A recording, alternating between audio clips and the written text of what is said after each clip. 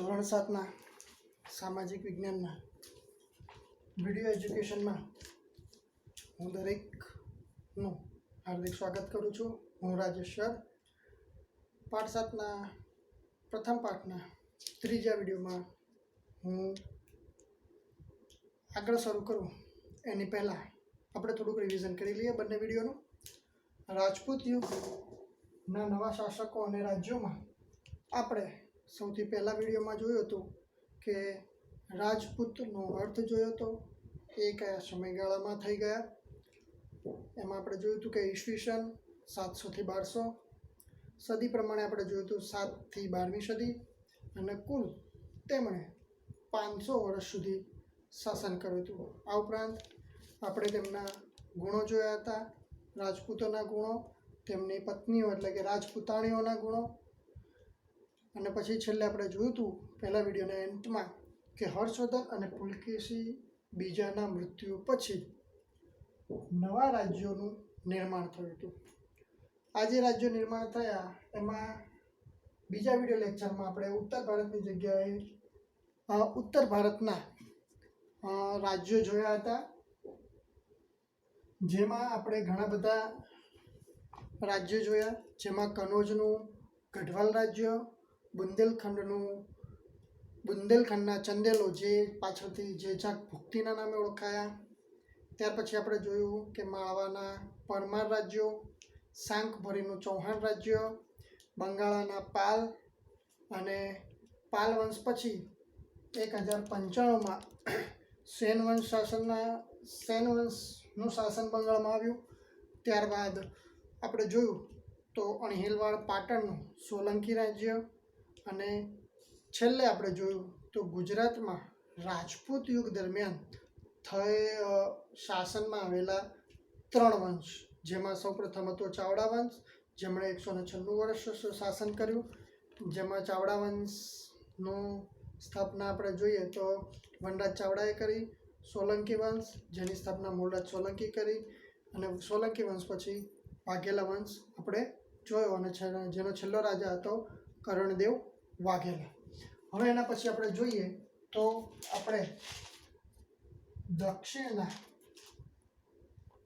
દક્ષિણના રાજ્યો તો જોઈએ કે ભાઈ આપણે જોયું કે પુલકેશી બીજાના મૃત્યુ પછી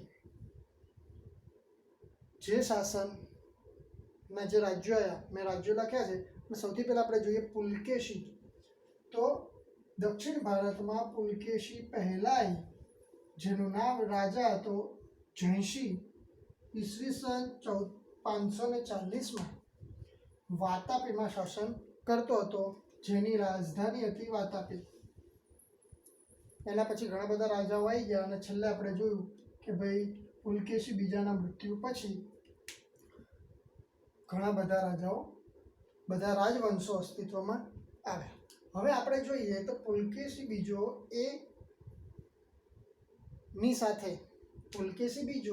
એ ચાલુક્ય વંશનો રાજા હતો। કયા વંશનો રાજા હતો? ચાલુક્ય વંશનો રાજા હતો। તો તેમાંની એક શાખા જે કૃષ્ણા અને ગોદાવરી નદીના વચ્ચેનો જે પ્રદેશ છે એને વેંગી તરીકે ઓળખવામાં આવતો હતો। યાદ રાખજો, કૃષ્ણા અને ગોદાવરી નદીની વચ્ચેનો જે પ્રદેશ છે એને વેંગી પ્રદેશ તરીકે ઓળખવામાં આવતો હતો। આ જે વેંગી નામના જે પ્રદેશ છે એ જગ્યાએ શાસન કરનારા ચાલુક્યો, અને જેની સ્થાપના કોણે કરી હતી? સ્થાપક વિષ્ણુવર્ધન, જેણે તેની સ્થાપના કરી હતી। વેંગી નામના પ્રદેશમાં રહેતા હોવાથી તેને વેંગીના ચાલુક્યો તરીકે ઓળખવામાં આવે છે। ધ્યાન રાખજો, ચાલુક્ય વંશનો રાજા હતો પુલકેશી પછી બીજા ઘણા બધા રાજા આવી ગયા પુલકેશી, તો એમાંથી જ એક શાખા અલગ પડી એ જે વેંગી પ્રદેશમાં શાસન કરતો હોવાથી, અને જેનો સ્થાપક હતો વિષ્ણુવર્ધન, અને વેંગી પ્રદેશમાં શાસન કરતા હોવાથી વેંગીના ચાલુક્યો તરીકે ઓળખવામાં આવતો હતો। અને બીજો જે હતો ચાલુક્ય જ વંશનો પણ કલ્યાણી, કે બીજો એક જે પ્રદેશ હતો કલ્યાણીનું રાજ્ય, જે જગ્યાએ ચાલુક્યો વસવાટ કરતા હતા, એટલે કે કલ્યાણીના ચાલુક્યો આ બે શાખા અલગ પડી ચાલુક્યમાંથી બે, તો એક વેંગીના ચાલુક્યો અને કલ્યાણીના ચાલુક્યો. એના પછી આપણે જોઈએ તો રાષ્ટ્રકૂટ. રાષ્ટ્રકૂટ શબ્દ રાષ્ટ્રનો એક મોટો અધિકારી એવો થાય છે, પુસ્તકમાં નથી આપેલું. રાષ્ટ્રનો એક મોટો અધિકારી, જેનો રાષ્ટ્રકૂટનો એક મોટો અધિકારી હતો, એ પોતે સારો શાસક શક્તિશાળી હોવાથી તેણે પોતે જે રાજ્ય બનાવ્યું એને રાષ્ટ્રકૂટ નામ આપ્યું. અને તેનો સૌપ્રથમ સ્થાપક આપણે જોઈએ રાષ્ટ્રકૂટનો તો ઇન્દ્ર પ્રથમ હતો. એમાં સૌથી વધારે શક્તિશાળી કોઈ રાજા હોય તો એ છે ગોવિંદ ત્રીજો, જે સૌથી વધારે શક્તિશાળી હતો. આપણે દરેક રાજ્ય હોય તો દરેક રાજ્યમાં કંઈ બધા રાજાઓ શક્તિશાળી ન હોય, અમુક રાજા શક્તિશાળી હોય, અમુક લોકો પ્રજા કલ્યાણના કામ કરતા હોય, તો અમુક રાજાઓ જ પોતે સારો એવો રાજ્યનો વિકાસ કરે. એટલા માટે આપણે અમુક રાજાઓને જ નામ આવે છે, બાકી ડિટેલમાં તો ઘણું બધું આવે. એટલે આપણે જે આવે છે આપણે જોઈએ. તો ગોવિંદ ત્રીજો એ સૌથી વધુ શક્તિશાળી શાસક હતો. એના પછી આપણે આગળનો વંશ જોઈએ તો યાદવ વંશ. યાદવ વંશના બે પ્રકાર, બે રાજ્યો, પ્રકાર નહીં રાજ્યો, બે રાજ્યો હતા. એક હતું દેવગિરી, એની રાજધાની જ હતી, દેવગિરીમાં જ રહેતા હતા અને તેઓ પોતે શાસન કરતા હતા. એટલે કે દેવગિરીના યાદવો. અને બીજું આવે છે દ્વાર સમુદ્ર, જેની રાજધાની હતી હોયસલ, એ જગ્યાએ પોતે શાસન કરતા, એટલે કે દ્વાર સમુદ્રના યાદવો. આપણે જોઈએ અહીંયા જોતા જઈએ છીએ જે રાજ્યો મેં લખ્યા છે, રાજકૂટ આવી ગયા, એના પછી યાદવ આવ્યા. આપણે જે છે એના કરતાં વધારે આપણે 9-8 જોવાના છે. ચાલુક્ય પછી આપણે અહીંયા જોઈએ ચાલુક્ય, બે ચાલુક્યો. તો ચાલુક્ય પછી તે જગ્યાએ વરંગલ રાજ્ય, વરંગલના કાકતીય, ધ્યાન રાખજો, વરંગલ રાજ્ય એટલે કે રાજધાની છે કોની? કાકતીયની. બરાબર. તો કઈ જગ્યાએ લોકોનું શાસન હતું? તો કાકતીય એટલે વરંગલ રાજ્ય કઈ જગ્યાએ? તો કૃષ્ણા અને કાવેરી નદીના વચ્ચેનો જે પ્રદેશ છે એને આપણે વરંગલ રાજ્ય તરીકે ઓળખીએ છીએ. બરાબર. વરંગલ રાજ્યના કાકતીય વંશ. એના પછી આપણે જોઈએ પલ્લવ વંશ, કે જેનો સૌથી સ્થાપક જોઈએ તો બપ્પરદેવ, જેની રાજધાની હતી કાંચીપુરમ. અને કયા રાજાઓ થઈ ગયા? તો મહેન્દ્રવર્મા પ્રથમ, નરસિંહવર્મા પ્રથમ અને નરસિંહવર્મા બીજો જેવા મહત્વના શાસકો થઈ ગયા હતા, કે જેઓ રાજ્યના વિકાસ માટે સારી એવી કામગીરી કરી હતી. એના પછી જોઈએ ચોલ, જેની રાજધાની હતી તાંજોર.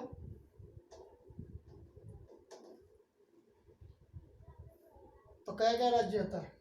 ચોલ વંશની રાજધાની કઈ? તાંજોર. આ ઉપરાંત બીજા કયા રાજ્ય હતા? ત્રિચિનાપલ્લી અને પુદુકોટ્ટઈ. દક્ષિણ ભારતના છે એટલે આવા જ નામ આવશે. થોડુંક બોલવામાં કેવડાવશે પણ બોલીશું એટલે આવડી જશે. ઉતાર કરવા જશો તો બદલાઈ જશે નામ. શાંતિ બોલવાનું. ત્રિચિનાપલ્લી અને પુદુકોટ્ટઈ. પછી જોઈએ પાંડ્ય વંશ. પાંડ્ય વંશ એ રાજ્ય નાનું હતું, નાનું, પણ વેપારનું સૌથી મોટું કેન્દ્ર સ્થાન હતું, કે એ જગ્યાએથી વેપાર મોટા ભાગે થતો હતો. એના પછી જોઈએ તો ચેર વંશ. ચેર વંશનો અર્થ આપણે ચેર વંશ એટલે કે કેરળ અથવા મલયાલમ આવો થાય છે. અયન ચેર વંશનો પ્રથમ શાસક હતો. કોણ હતું? અયન.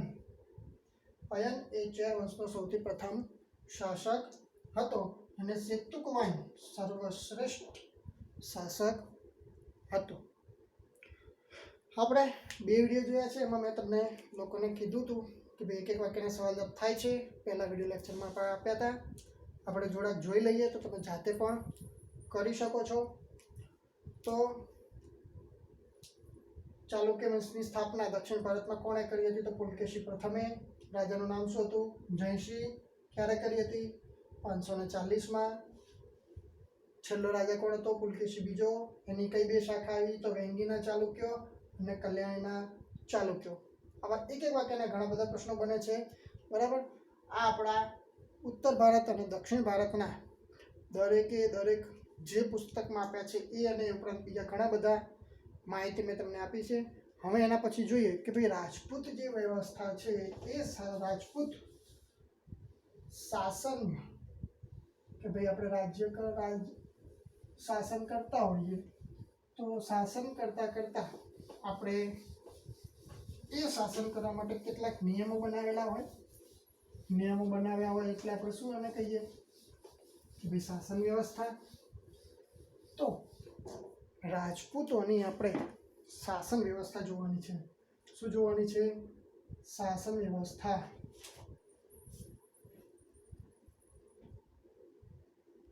હવે આપણે શાસન વ્યવસ્થાની વાત કરીએ તો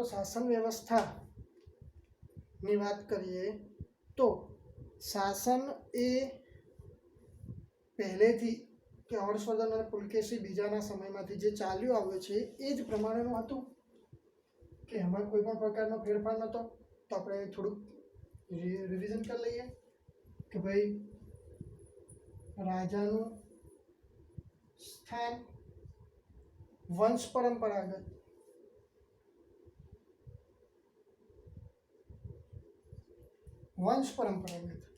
પણ વંશ પરંપરાગત એટલે કે ભાઈ રાજાનો મોટો પુત્ર જ રાજા બને એવું નહીં, પણ રાજાના જે પુત્રો છે એ રાજાના પુત્રોમાંથી જે શ્રેષ્ઠ રાજકુમાર હોય, દરેકની પરીક્ષા લેવામાં આવે. પરીક્ષા લીધા પછી નક્કી કરવામાં આવે કે ભાઈ હા આ રાજા આપણે આ રાજકુમાર એ ખૂબ જ સારો રાજા છે, તો એને રાજકુમાર બનાવવામાં આવે અને તેને રાજાના મૃત્યુ પછી એને રાજા બનાવવામાં આવે, બરાબર. તો આવી રીતે પસંદગી કરવામાં આવતી. આ ઉપરાંત રાજાનું સ્થાન જે છે ઘણી જગ્યાએ આપણને જોવા મળ્યું છે કે રાજાને પ્રજા અથવા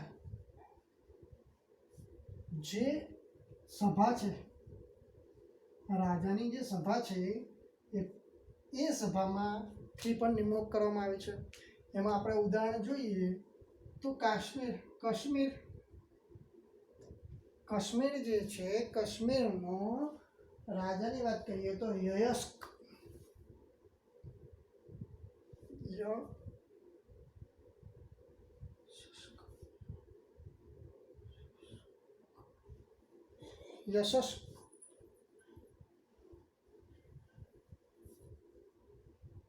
હવે આની જે નિમણૂક છે એ બ્રાહ્મણોએ કરી હતી. અને આ ઉપરાંત બીજું એક છે એ છે આપણો કુમારપાળ કે જેનું સભા દ્વારા રાજા બનાવવામાં આવ્યો હતો, બરાબર. આ થઈ આપણે રાજા કેવી રીતે બનાવવામાં આવે છે. હવે આપણે જોઈએ તો રાજા પોતાના મદદ માટે હવે આપણે જોઈએ કે આ રાજાનું સ્થાન ખબર પડી ગઈ, રાજા કેવી રીતે બને છે એ ખબર પડી ગઈ. તો આપણે શાસન વ્યવસ્થામાં સૌપ્રથમ જોઈએ તો મુખ્ય કોણ કહેવાય? રાજા. મુખ્ય કોણ? રાજા. અને રાજાને નીચે મદદ કરવા માટે કોણ હોય? મંત્રી. જુદા જુદા મંત્રીઓની નિમણૂક કરવામાં આવતી હોય છે. હવે મંત્રીઓના બે પ્રકાર. જે મંત્રીઓ છે એ મંત્રીઓના બે પ્રકાર. એક અમાત્ય, એક કોણ? અમાત્ય. અને બીજું કોણ? સચિવો. બે પ્રકારમાં વહેંચી દીધા હતા, એક અમાત્ય અને બીજું સચિવો.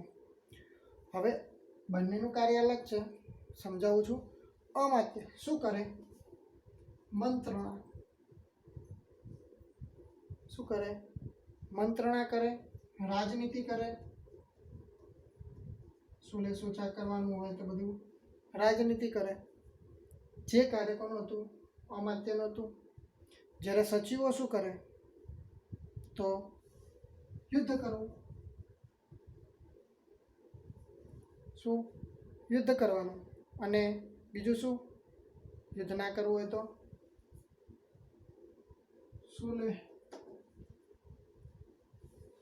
મંત્રણા કરવાનું, ચર્ચા વિચારણા કરવાની, રાજ્યમાં કયા કયા પ્રશ્નો છે બધા પ્રશ્નોનું નિરાકરણ લાવવાનું, અને રાજનીતિ કે ભાઈ કોઈ ખોટી રીતે રાજ્યમાં દગો બગો નથી કરતું ને, બરાબર. ઘણા બધા પિક્ચરો આપણે જોઈ ગયા છીએ કે બળવો નથી કરતા ને, બધાનું ધ્યાન રાખવાનું કામગીરી કોની? અમાત્યની. અને સચિવો જે છે, સચિવો એટલે કે જે શું કરે છે, યુદ્ધ કરવાનું હોય અથવા કોઈ રાજા સાથે સુલેહ કરવાની, તો બધી કામગીરી આ લોકો કરતા. બીજું એક આવતું આ ઉપરાંત કે ભાઈ શાસન વ્યવસ્થા જોઈએ ને, રાજ્યમાં કોઈ ચોરી ન થાય, લૂંટફાટ ન થાય, મારામારી ન થાય, એના માટે શું કરે? અમલદારો. કોને નિમણૂક થતી? અમલદારો. એમાં પાછા બે, મહાપ્રતિપાલ અને દંડનાયક, બે વિભાગ. મહાપ્રતિપાલ અને દંડનાયક કે ભાઈ શાસન વ્યવસ્થા સંભાળવાનું કામ તેઓ કરતા હતા. હવે નગર હોય તો નગરનો જે મોટો વડો હતો, નગરનો જે મોટો વડો હોય, આ નગરનો જે મોટો વડો હોય એને નગરપતિ કહેવામાં આવતો હતો. આ થઈ આપણે નગરોની રચના, નગરોનું કેવી રીતે, નગરમાં કેવી રીતે શાસન વ્યવસ્થા ચાલતી હતી, આ એ આપણે જોયું. નગરોની જોઈ, બધું આટલી બધી મંત્રીઓની નિમણૂક કરી હતી, બધાની બરાબર વાત, બધું હતું, સાચી વાત. પણ છેલ્લો નિર્ણય કોનો હોય? એક જ વ્યક્તિનો હોય. એ કોણ હોય? એ હોય રાજા. કોણ હોય? છેવટે તો બધું રાજા જોડે જ આવતું. હવે આપણે જોઈએ ગામડું. એમાં કોણ હતું? ગ્રામ પંચાયત. આ કેવી હતી? સ્વનિર્ભર. ગામડું કેવું હતું? સ્વનિર્ભર હતું કે ભાઈ જે પણ હોય એ બધું પોતે જાતે બધા કરી લે વહીવટ, કે ભાઈ ન્યાય આપવાનો છે કે બીજું કંઈ હોય, આ તે બધી વસ્તુ તો એ કોણ કરી લેતું? ગામના લોકો ભેગા થઈને કરી લેતા. પણ ગામના લોકો બધા ભેગા થઈને ના કરે, પણ એમાં પણ કોઈ હોય મુખ્ય વ્યક્તિ. તો જે મુખ્ય વ્યક્તિ હોય ગામનો, એને કહેવામાં આવતા સરપંચ અથવા મુખી તરીકે ઓળખવામાં આવતા હતા. કે ભાઈ જે ગામને લગતા જે પણ પ્રશ્નો છે એ બધાનું નિરાકરણ લાવવાનું કામગીરી કોણ કરતું હતું? તો એ કરતું હતું ગામના વ્યક્તિ, એટલે કે સરપંચ અથવા મુખી કરતા હતા. હવે આપણે જોઈએ વેપાર વાણિજ્ય. શાસન વ્યવસ્થા જોઈ, હવે આપણે જોઈએ વેપાર. તો વેપારની વાત કરીએ તો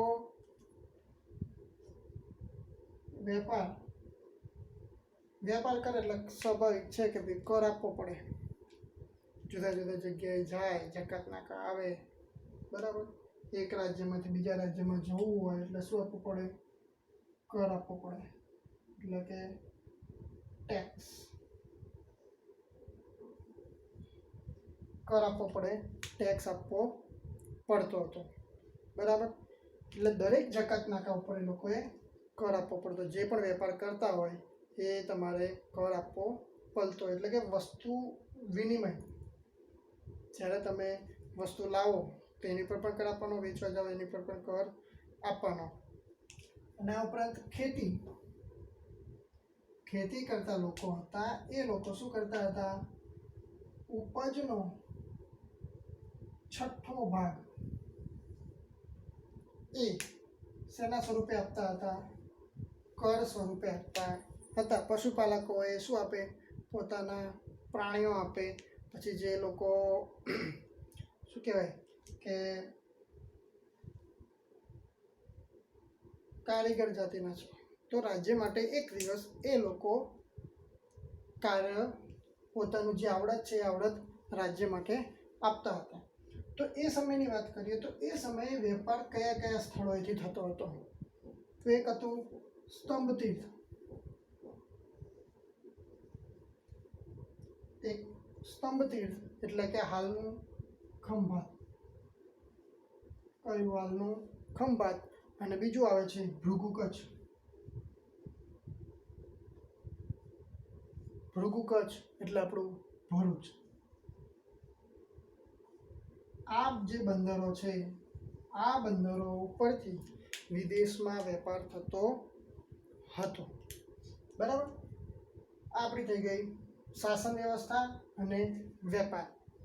હવે આપણે જ્યારે થોડું ઘણું જોયું હતું, બરાબર, શું જોયું હતું કે આપણે જ્યારે બધા રાજ્યો જોયા એમાં આપણે બીજા વિડીયો લેક્ચરનું તમને યાદ દેવડાવું તો આપણે સાબુદ્દીન ઘોરી નામના રાજાની વાત કરી હતી.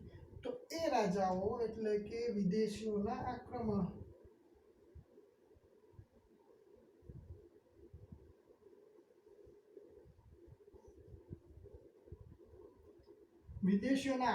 ભારત ઉપર અવારનવાર થયા છે અને એમાં એ લોકોએ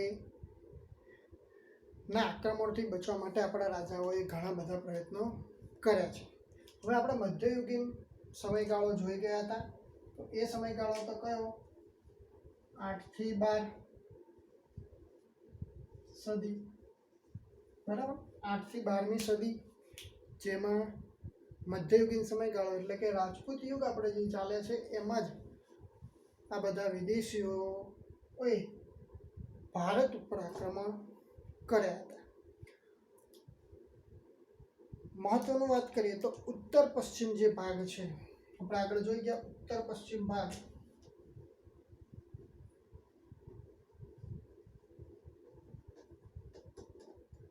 એટલે કે વાયવ્ય દિશામાંથી સલ્તનત ને મુસ્લિમ આ બધા જુદા જુદા શાસકો સમયાંતરે ભારતમાં આક્રમણ કરવા આવ્યા હતા. તો સૌથી પહેલા આવ્યા હતા આરબો. કોણ આવ્યું હતું? આરબ.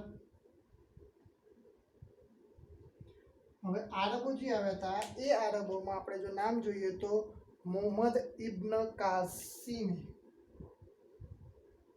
મોહમ્મદ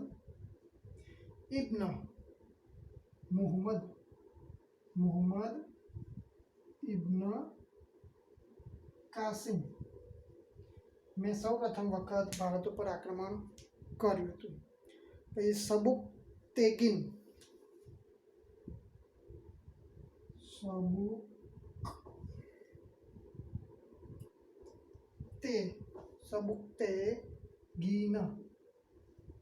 થોડાક શબ્દો અટપટા છે એટલે થોડીક વાર લાગે છે. સબુકતેગીન ને પણ ભારત ઉપર આક્રમણ કર્યું હતું. પણ આ જે બધા રાજાઓ છે આ બધા રાજાઓના નામ આપણે પહેલી વખત સાંભળ્યા છે. તો આ રાજાઓ ભારત ઉપર પોતે શું ના કરી શક્યા? શાસન જમાવી શક્યા નહીં. પણ જે ભારત ઉપર સારું એવું કરી ગયો જે રાજા કે ભાઈ બહુ લૂંટ્યું, તો એ હતો ગઝની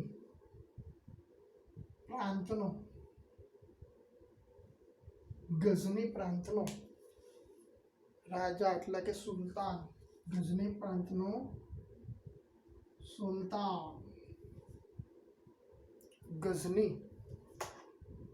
ગઝની પ્રાંતનો સુલતાન ગઝની, જેણે 1000 થી, તમને થશે કે 1000 નહીં છે, એ પણ ઈસવીસન 1000 થી 1026 સુધી, કેટલું? 1000 થી 1026 સુધી તેણે ભારત ઉપર આક્રમણ કર્યું. અને આ આક્રમણ પાછળનું કારણ શું હતું? તેનું ધન પ્રાપ્તિ તે એનું મુખ્ય લક્ષ્ય હતું. ફક્ત ધન પ્રાપ્ત કરવા માટે જ તે પોતે ભારત ઉપર આક્રમણ કરતો હતો અને અઢળક સંપત્તિ લઈને પોતે પાછો જતો હતો અવારનવાર. અને કેવી રીતે આક્રમણ કરે? જ્યારે પણ આક્રમણ કરે ત્યારે તુફાનની જેમ આવે ને તહેસ નહેસ કરીને જતો રહે. બરાબર. અને જોઈએ તો તેણે છેલ્લે ક્યારે ભારત ઉપર આક્રમણ કર્યું. તો આ સમયગાળાની વાત કરીએ તો 1025માં તેણે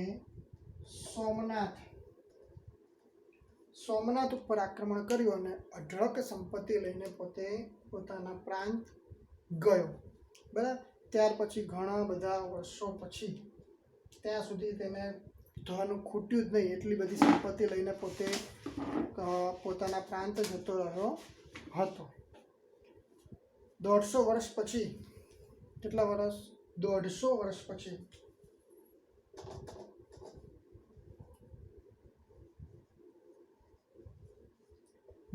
વર્ષ પછી પોતે પાછો ભારત ઉપર આક્રમણ કર્યું, પણ પોતે પોતાની જે પ્રમાણે કે ભાઈ ધન પ્રાપ્તિ માટે પોતે આવતો અને પાછો જતો રહ્યો. બરાબર. હવે આ જ્યારે ગઝની પોતે આક્રમણ કરતો એ વખતે ગુજરાતના કે ભારતના જે રાજાઓ છે એ રાજાઓ પોતે એના જે આક્રમણો છે તેને ભૂલી શક્યા નહોતા. અને ઘણા બધા વર્ષો થયા છે. બરાબર. એટલે ગઝનીનું મૃત્યુ થતાં ગઝની જે પ્રાંત છે આ ગઝની પ્રાંતમાં ઘણા વર્ષો સુધી કોઈ સુલતાન બન્યું નહીં. અને આમાં ગઝની પ્રાંતમાં જે સુલતાન બન્યું, શક્તિશાળી જે કોઈ હતું અને સુલતાન બન્યું તે હતું શાહાબુદ્દીન ઘોરી પોતે ગઝની પ્રાંતનો શાસક એટલે કે સુલતાન બન્યો અને તેણે 12મી સદીમાં આક્રમણ કર્યું અને પૃથ્વીરાજ,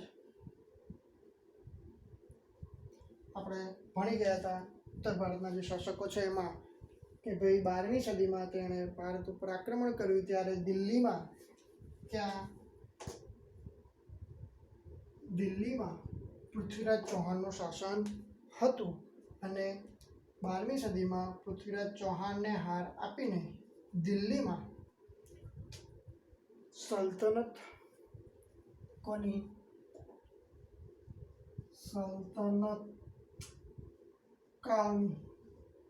શરૂઆત થઈ. સલ્તનત કાળની